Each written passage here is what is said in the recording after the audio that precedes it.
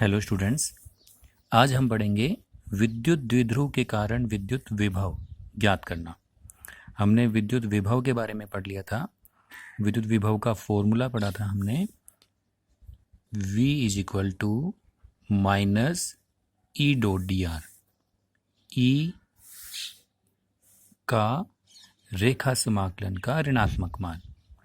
अब हम पढ़ेंगे कि विद्युत द्विध्रुव के कारण से विद्युत विभव का मान कैसे ज्ञात किया जाता है। ये हमने एक विद्युत द्विध्रुव लिया, इसका प्लस क्यू आवेश और ये माइनस क्यू आवेश, दोनों के बीच की दूरी हो गई 2a। इस विद्युत द्विध्रुव से P बिंदु जो कि R दूरी पर होता है, तो R दूरी हम लेंगे इसके मध्य बिंदु से। ये हमने आवेश A स्थान पर है और ये माइनस क्यू आवेश B स्थान पर है, और ये जो पॉइंट है इसको हमने मान लिया O, मध्य बिंदु। तो O से स्मॉल r दूरी पर एक बिंदु P है जहां पर हमें विद्युत विभव का मान ज्ञात करना है। इस पॉइंट P को A से मिलाया और B से मिलाया और O से भी मिला दिया। साफ दिखाई दे रहा है कि ये जो OP दूरी है ये तो स्मॉल r है, तो AP दूरी इस स्मॉल r से कुछ कम है और BP दूरी स्मॉल r से कुछ अधिक है। तो हम इसको लिख देंगे, ये तो है स्मॉल r से कुछ कम r माइनस, और ये है स्मॉल r से कुछ अधिक, तो ये r प्लस। अब हमें ये देखना है कि ये कितनी कम या कितनी अधिक है। इसके लिए हम क्या करते हैं, इस A पॉइंट से OP रेखा के ऊपर एक लंब डालते हैं। ऐसे ही B पॉइंट से इस OP रेखा पर लंब डालेंगे, लेकिन ये OP रेखा यहाँ तक थी तो हमने क्या किया, इसको थोड़ा सा आगे बढ़ा दिया और अब हम इसके ऊपर ये लंब डाल देते हैं। तो ये जो एंगल है ये हमने थीटा मान लिया। ऐसे ही इस एंगल को भी हमने थीटा मान लिया। अभी मैंने बताया था कि ये जो डिस्टेंस है, दोनों के बीच की जो दूरी है वो 2a थी, इसलिए ये वाली दूरी भी a हो जाएगी और ये दूरी भी a हो जाएगी। अब ये यदि a है तो a का थीटा की तरफ घटक होगा a कोस थीटा। तो ये हमारे पास आ गया, इतना मान आ गया a कोस थीटा। इसका मतलब AP और OP में क्या रिलेशन आया, AP जो है वो OP से इतना ही कम था, इतना, और इसकी वैल्यू हमारे पास आ गई, कितनी है, a कोस थीटा। तो हमने इसको लिख दिया r minus a cos theta. और BP जो है वो OP से इतना अधिक है, तो हमने क्या किया, इस A का थीटा की तरफ घटक ज्ञात किया। ये भी कितना आएगा, A कोस थीटा आएगा। तो हमें ये पता चल गया कि R से कितना अधिक है, A कोस थीटा। मतलब हमारे पास AP का मान आ गया R minus A cos theta और BP की वैल्यू आ गई R plus A cos theta. ये दोनों वैल्यूज हमने निकाल ली, क्योंकि हमें क्या करना है, ये दूरी मालूम होनी चाहिए कि P बिंदु की A से दूरी कितनी है और P बिंदु की B से दूरी कितनी है, जबकि हमें P बिंदु की मध्य बिंदु से दूरी मालूम थी पहले से। तो हमने R से इसका रिलेशन निकाल लिया, R minus A cos theta, और ये हो गया R plus A cos theta. अच्छा, यहाँ पर हमने विभव का जो फॉर्मूला है, ये वाला फॉर्मूला यहाँ पे यूज़ नहीं होगा। इसमें हम विभव का जो फॉर्मूला यूज़ करेंगे वो होगा, विद्युत द्विध्रुव के कारण से विभव ज्ञात कर रहे हैं, तो विद्युत द्विध्रुव का जो फॉर्मूला है वो क्या होता है, V is equal to KQ upon R। V is equal to KQ upon R। तो ये एक बिंदु आवेश के कारण से विभव का मान है, जबकि यहाँ पे हमारे पास कितने आवेश हैं, 2 आवेश हैं। तो हमें प्लस क्यू आवेश के लिए भी ये फॉर्मूला लगाना पड़ेगा और माइनस क्यू आवेश के लिए भी ये फॉर्मूला लगाना पड़ेगा। तो हमने क्या किया, A पॉइंट के लिए VA नाम दे दिया इसको, और B पॉइंट के लिए इसको हमने VB नाम दे दिया। और दूरियां हम क्या लेंगे, VA इज इक्वल टू क्या हो जाएगा, K कैसा आवेश है, प्लस पॉजिटिव आवेश है, इसलिए प्लस Q, और दूरी कितनी है, दूरी है R minus A cos theta. VB ज्ञात करेंगे तो हो जाएगा के क्यू, क्यू कैसा है, क्यू है नेगेटिव, अपॉन दूरी, दूरी कितनी है R plus A cos theta, ये A, K Q upon R plus A cos theta. मतलब हमने फॉर्मूला वही यूज किया है के क्यू अपॉन आर, पर यहाँ पर एक बार तो आर की जगह पे यूज होगा R minus A cos theta और दूसरी बार यूज होगा R plus A cos theta. एक बार हमने आवेश लिया प्लस क्यू और दूसरे में हमने आवेश ले लिया माइनस क्यू, तो हमारे पास ये वी ए और वी बी आ चुके। हमें कुल विभव ज्ञात करना है, दोनों आवेशों के कारण से पी बिंदु पर कुल विभव का मान कितना होगा।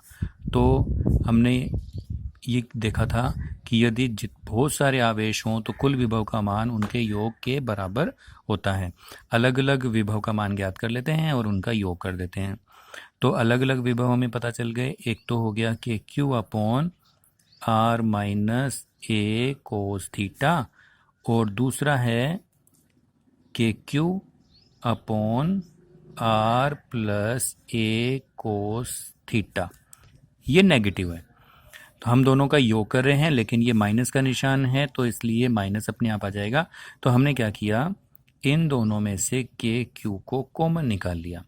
कॉमन निकालेंगे तो ये आ जाएगा 1 upon R minus A cos theta minus ये बाहर जा चुका R plus A cos theta, ये आ गया हमारे पास। अब हम क्या करेंगे, इसका एलसीएम लेंगे। तो एलसीएम कितना आएगा इसका, एलसीएम आएगा इसका मल्टीप्लाई हो जाएगा R minus A cos theta into R plus A cos theta, ये इधर आ जाएगा, ये आ जाएगा इधर, तो ये हो गया R plus A cos theta minus में R minus A cos theta. ये आर पॉजिटिव है और ये आर नेगेटिव है, तो ये दोनों आपस में कैंसिल हो जाएंगे। ये ए कोस थीटा पॉजिटिव है और ये ए कोस थीटा भी पॉजिटिव है, इसलिए ए कोस थीटा और ए कोस थीटा दोनों मिलके हो जाएंगे 2a cos theta, 2a cos theta upon ये a minus B A plus B वाला फॉर्मूला बन गया। तो a minus B A plus B क्या होता है, A square minus B square, तो ये हमने कर दिया A square minus B square, R square minus A square cos square theta. कौन से फॉर्मूले से, A minus B A plus B is equal to A square minus B square, इस फॉर्मूले से हमने इसको सोल्व किया। अब क्या करते हैं, इस Q को और 2a को एक साथ ले लेते हैं, क्योंकि हमने विद्युत द्विध्रुव आघूर्ण की परिभाषा पढ़ी थी, P इज इक्वल टू था Q इंटू 2a, और हम दिशाओं का अगर ध्यान नहीं रखें तो P इज इक्वल टू क्या हो जाएगा 2a। तो P की जगह Q और 2a की जगह पे हम यूज कर सकते हैं P, तो ये बन गया K P cos theta upon R square minus A square cos square theta. ये हमारे पास V का मान अभी तक यहाँ तक आ गया। इसको मैं दोबारा लिख रहा हूँ, V is equal to K P cos theta upon R square minus A square cos square theta, ये हमारे पास आ गया। अब हम क्या करेंगे, इसको थोड़ा सा और सोल्व करना है, बस आंसर आ जाएगा। इसमें आर का भी स्क्वायर आ रहा है और ए का भी स्क्वायर। यहाँ जो हमने आर माना था, आर क्या था हमारा, आर तो ये वाली दूरी थी और ए थी इस दूरी का आधा। विद्युत द्विध्रुव की परिभाषा ही यही होती है कि यदि दो विपरीत आवेश जो कि परिमाण में बराबर हों, एक दूसरे से बहुत ज़्यादा नज़दीक रखे हुए हों, तो उस संरचना को विद्युत द्विध्रुव कहते हैं। इसका मतलब ये दोनों आवेश बहुत ज़्यादा नज़दीक हैं। तो 2a का मान बहुत ही छोटा होता है, तो a का मान तो और भी छोटा होगा। इसका मतलब a बहुत छोटी राशि है, बहुत छोटी दूरी है, और r दूरी जो है वो बहुत बड़ी है। इसका मतलब a r से बहुत कम है। तो जब a r से बहुत कम है तो अगर हम a का स्क्वायर करेंगे तब तो वो r के स्क्वायर से और भी कम हो जाएगा। इसका मतलब हम a स्क्वायर को r स्क्वायर की तुलना में मान सकते हैं कि ये नगण्य है, नेग्लिजिबल है, बहुत ही छोटी संख्या है, इसलिए हम इसको छोड़ सकते हैं। तो आर स्क्वायर की तुलना में ए स्क्वायर को हमने नगण्य मान लिया, नेग्लिजिबल मान लिया, तो ये एक तरह से जीरो मान लेंगे हम इसके सापेक्ष। तो ये क्या हो गया, ये पूरा का पूरा स्टेप जो है ये जीरो हो जाएगा। तो हमारे पास क्या बचा, v is equal to K P cos theta upon R square. तो ये हमारे पास वैल्यू आ गई v is equal to K P cos theta upon R square. ये एक जनरल फॉर्मूला है कि किसी भी बिंदु पर विभव का मान हम इस फॉर्मूले से ज्ञात कर सकते हैं। इससे हमें ये पता चला कि जो v है वो r पर किस प्रकार से डिपेंड करता है। तो वो r के वर्ग के व्युत्क्रमानुपाती है। द्विध्रुव के लिए r पर इस प्रकार से विभव डिपेंड करेगा। अब इसको हमने एक जनरल फॉर्मूला तो निकाल लिया, लेकिन क्वेश्चन कई बार पूछा जाता है कि विद्युत द्विध्रुव के अक्ष पर विभव कितना होगा और निरक्ष पर विभव कितना होगा। तो हम इसके दो केस लेते हैं, एक तो निरक्ष पर विभव और दूसरा अक्ष पर विभव। निरक्ष कौन सा होता है और अक्ष कौन सा होता है। ये द्विध्रुव है, मान लीजिए ये विद्युत द्विध्रुव है, तो ये प्लस क्यू आवेश है और ये माइनस क्यू आवेश है।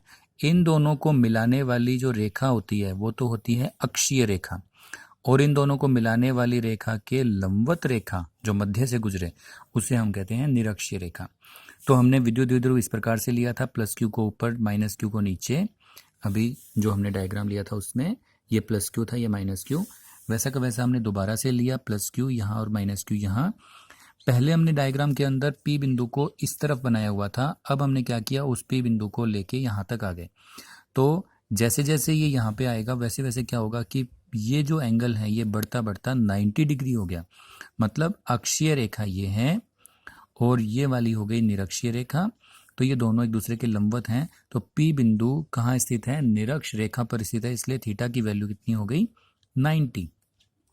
हम इस फॉर्मूले में थीटा की वैल्यू रख देंगे केवल, तो हमारा आंसर आ जाएगा V निरक्ष is equal to K P cos theta, theta है 90 अपॉन आर स्क्वायर।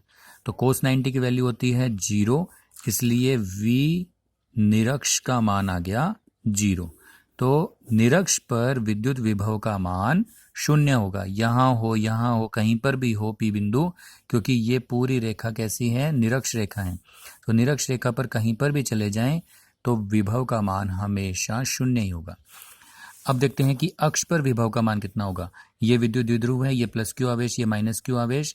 तो मैंने भी बताया कि विद्युत द्विध्रुव यदि इस प्रकार से हो, प्लस क्यू और माइनस क्यू, तो ये वाली रेखा अक्षीय रेखा कहलाती है, ये रेखा अक्षीय रेखा। तो इस अक्षीय रेखा पर हमने कोई P बिंदु, ये इस तरह से अक्षीय रेखा है क्योंकि हमने द्विध्रुव को इस तरह से माना हुआ है, तो इस अक्षीय रेखा पर हमने P बिंदु मान लिया। तो यही तो इसकी अक्षीय रेखा है और यही इसको P को मिलाने वाली रेखा है। तो थीटा की वैल्यू कितनी हो गई 0, तो थीटा 0 हो गया। अब यदि हम इस फॉर्मूले के अंदर थीटा की वैल्यू रख दें के पी कोस थीटा, के पी कोस थीटा, थीटा कितना है 0, तो हमारे पास मान कितना आ जाएगा, कोस 0 का मान होता है 1, तो ये आ गया K P into 1 upon R square. तो V अक्ष का मान आ गया K P upon R square. तो इस तरह से V निरक्ष का मान तो आया 0 और V अक्ष का मान आ गया K P upon R square. इससे पता चलता है कि अक्षीय रेखा पर जैसे जैसे दूरी बढ़ती जाएगी वैसे वैसे विभव का मान दूरी के वर्ग के व्युत्क्रमानुपाती रूप से कम होता जाएगा। मतलब विभव का मान कम होगा, किस अनुपात में, 1 अपॉन आर स्क्वायर के हिसाब से। तो ये हो गया हमारा V अक्ष is equal to K P upon R square. Students, इस चैनल को सब्सक्राइब कर लें ताकि आगे के टॉपिक का नोटिफिकेशन आप लोगों के पास आता रहे। थैंक्स।